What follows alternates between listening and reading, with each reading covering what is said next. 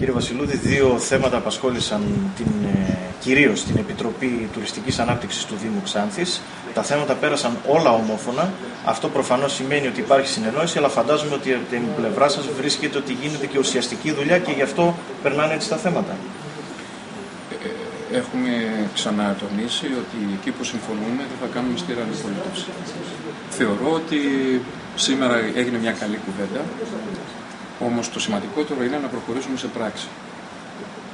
Όπως διαπιστώσαμε, οι προηγούμενες ομόφωνες αποφάσεις, καμία δεν πέρασε σε πράξη. Έχουμε συγκεκριμένα μιλήσει για τις πινακίδες, για την καθαριότητα, για έντυπα κλπ. Και διάφορα άλλα από ό,τι είδατε με τα έντυπα που μας μοίρασε ο κ. Τσεκελίδης, δεν προχώρησε καμία. Άρα, η γνώμη μας είναι ότι δεν περισσεύει κανένας.